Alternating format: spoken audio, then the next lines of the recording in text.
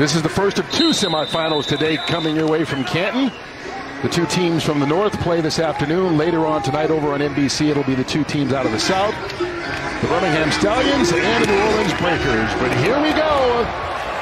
It's playoff time in the USFL, and this is Maurice Alexander, the all-USFL kick returner. And he takes it out to about the 37-yard line, and so that's where Case Cookus will begin. Luis Aguiar on to kick the 39-yard attempt. And it is true. Aguiar now 9 of 11 on the season. Cookus scrambling again, showing that athleticism. Gets around a defender and into New Jersey territory. Another big run for the big quarterback. Trey Elston had a shot at him, but Cookus just outran him. They get it off. Leading the 17. Perez, middle of the field, and it's intercepted. Mozzie Wilkins. Big return by Wilkins down the sideline. One man to beat. And he's tackled down inside the 15-yard line. Flag on the play. Let's see what that's all about. Way back down in the middle of the field. I think you're going to get a roughing the passer call here. This is going to bring it all the way back. This is a massive call in this game. Personal foul. Roughing the passer. Defense. Number 95. 15-yard penalty. The previous play is under review. So here's Ralph Hawley, 95, and he goes up. You see how he goes high and then slams him to the turf. The flag came out immediately. Really ill-advised throw there from Perez. He forced it right down the middle of the field. But watch as Hawley goes up and he goes high and then slams him down to the turf. That is going to be a tough judgment call for Mike Pereira back in L.A. because all personal fouls are automatically reviewed. We picked it up. We're going to pick it up. Okay, it's not, he just didn't do a second act, so it's going to be 1st and 10 at the 13 on the right hash. This is a 75-yard swing. There is no foul for roughing the passer. The ball will be placed at the dead ball spot of the interception by Philadelphia. First down. Draw play. Cookus. He's got room. Touchdown, Philadelphia.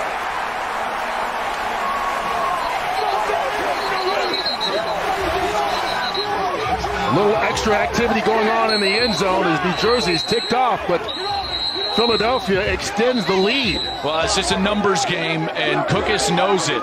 The Stars have a great call on because there's only 4 defensive linemen and 1 linebacker. That means that your 5 offensive linemen, they can block everybody in the run front. So here we go. We only got 5, right? Here they are. 1, 2, 3, 4, 5. What does that leave? The ability of Cookus to get right there as the center comes up and just gets enough of the linebacker in order to get into the end zone. Brock, that's a great call. Great execution by Cookus as well. Darius Victor. They met him in the backfield. He doesn't even get back to the line of scrimmage.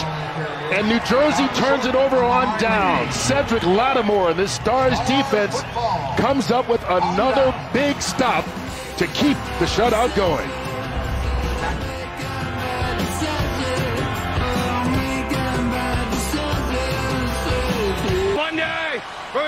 From the 15 on first down, blitz coming.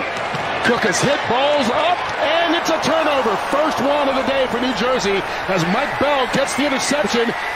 Got a little running room out across the 25. Flags come flying late. But this New Jersey team needed something positive to happen. They make it happen. Chris Orr came in there, disrupted that play, and it ends up in a turnover. Well, here's what you got is that you just overload the offensive line. So this is what the Stars do. They don't have their back. Colburn goes to the medical tent. So what happens? They go empty. Now there's only 5 offensive linemen at the line of scrimmage. And during the return, personal foul, illegal blindside block, defense, number 55. Half the distance to the goal, first down. And those 6 guys at the line of scrimmage, that causes confusion, Kurt. So the offensive line, they've only got 5. They know that. So where are they going? Where are they targeting? And they allow the guy right over the center, Chris Orr, to go unblocked right into the quarterback's face. Cookus has no chance there, and then he gets taken down hard. And you wonder if they don't try and take advantage by throwing the football here. They do. Downfield. Shepard cut. Darius Shepard for New Jersey inside the 10-yard line. Biggest play of the game for New Jersey, and it comes at a time they couldn't need it more. 59 yards. They've been throwing these underneath routes all day long, and now finally they get to the double move. Watch right here. Out and now up. You've seen these Stars defenders dribbling earlier, even tried to jump one of these, and Dennis, he gets caught looking into the backfield, and they're down the field, and Shepard with a huge play, and that's exactly what New Jersey needed. And Brock, that's what we talked about in the first half. You knew it was coming. The double move was coming. Well, so experienced for Riley. He's seeing it. He's watching their eyes. And, yeah, that's an adjustment at halftime, knowing, hey, in our opening drive, this is our opening drive with the fumble, we will hit. Victor bottled up. Fought. They call a touchdown. You see the side judge come in late, say Victor got into the end zone, and New Jersey's on the board. Boy, it didn't look like he got in initially, did it, Kurt? It did. It must have been a second effort, and they go again with the same fourth down call that they made earlier in the game. They got stuffed on. And here the Stars again had great movement, and then it looks like, boy, it's tough to know where the ball is. I guess he gets in. Initially, I don't think he does, and then maybe this second effort right there. Without seeing the ball, you have no idea, but it was the official on the near side that ran in and signaled first. Boy, that was close. So I don't think there's any way that we can change the decision. If I had to sense it, I think it is a touchdown, but I certainly don't have anything to change the ruling on the field. So we will stay with touchdown. All right, got it. Thank you. Let's take another look at this one. It was close. Touchdown. I mean, Victor is trying to just lower his shoulders and get in, and it's just that set. Here we go. They need to get some production out of their receivers, and this would be a good time to have it happen with the backup quarterback in, and KJ Costello, who goes down the sideline looking for one. Rowland makes the adjustment and the catch. Talk about timing. KJ Costello with the huge play to Chris Rowland. Give him on that play 43 yards. And he won right at the line of scrimmage, and he wins, and then it's just a foot race. And that's... Holland through a hole. Bouncing around, lost the football on the big hit, and he turns it over. New Jersey recovers. Paris Ford separated him from the football. Mike Bell recovered. Woo! Paris Ford! Wee-wee. My man laid some serious wood. A hit like that. My man Gus, he would, you know what he would say, Kurt? You got barbecue back there and didn't invite me? Hurt my feelings. Bam! Whew. Not a bad impression there, Joel. That's pretty good, Clef. That's pretty good. Hey, Philadelphia dominated on defense. Created all the plays in the first half. They're playing with a three-point lead right now. Cookus drops back, goes deep. Got a man wide open. Overton down the sideline. Inside the 10. How easy was that? 50 yards. Mom and Dad loving their little boy. Well, you talk about miscommunication on the last series, Brock. This was some miscommunication defensively here because they just totally blew the coverage. Shalom Luani, the safety, he gets sucked into the inside of the field, and then boom, DeAndre Overton, oh, disgusted at the end. And so it stays a three-point game. KaVontae Turpin scoops it up. The all-USFL punt returner, the MVP of the league, takes it all the way back for the go-ahead touchdown.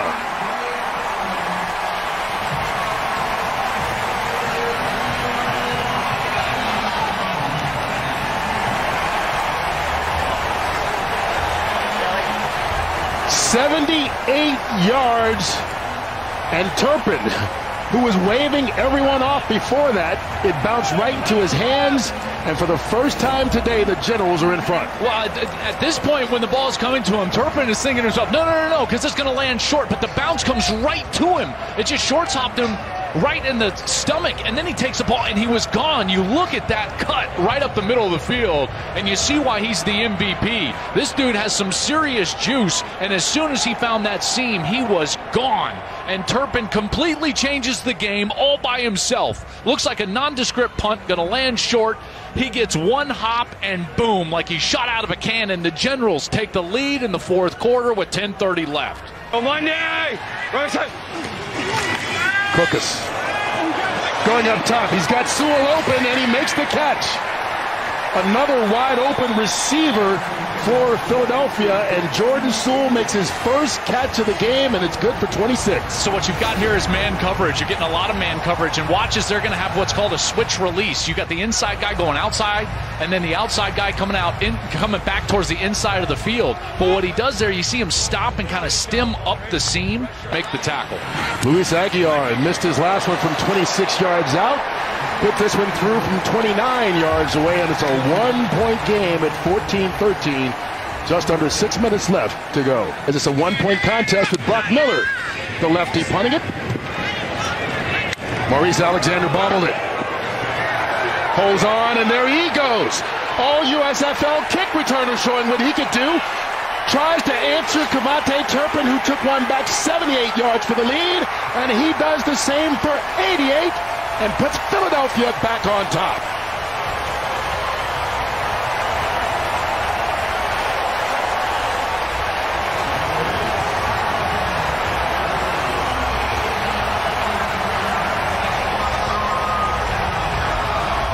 I think he's got a few fans here. Well, Philly set up for that return from the get-go. They dropped several guys back in front of Alexander to pick up those initial blocks. And as is the case so often, if you can, on a punt, just avoid those first couple of gunners, boys, those seams just open up. We saw it with KaVontae Turpin, and now Maurice Alexander from FIU takes it the distance. And the special teams for each of these teams creating huge returns, and now the Stars will go for two. They only went for one two-point conversion attempt all season long. They made it. And right now they'll go for this to try and make it a 7-point lead. We're good. Yo, Monday. Cookus keeps it. Throws, and it falls incomplete. But the two best return guys in the league, KaVontae Turpin made it as the punt returner on the All-League team. He scored from 78 yards out. Now the All-League kick returner, Maurice Alexander, does it from 88, and Philly's back on top. And did you see those blocks, those initial blocks? They had everyone covered up. The first few Generals down the field, they got covered up and blocked. That was an excellent job by that punt return team, and then it was on Alexander, and it's on the juice that he has. Do you have the speed to beat everybody to the end zone? And he clearly has it. Mike, that's what they're looking for here. Perez hit as he throws. Alonzo Moore, his intended receiver, but it's picked off. Amani Dennis probably seals the victory for Philadelphia in a huge upset here in this USFL semifinal. I just told you it's about quarterback pressures leading to takeaways. That's exactly what happens. Adam Rodriguez, who had a sack earlier in this game, he's got 10 on the season. Watch Rodriguez as he's going to come in, and then he's going to come all the way from this right side of the offense, and he spins, and now he's right there, and Perez gets hit really before he got rid of that ball, and it flutters up into the sky, and it's picked off, and the Stars are heading to the championship game. What a performance from this defense. This is a defense that lived on turnovers all season long. On Monday.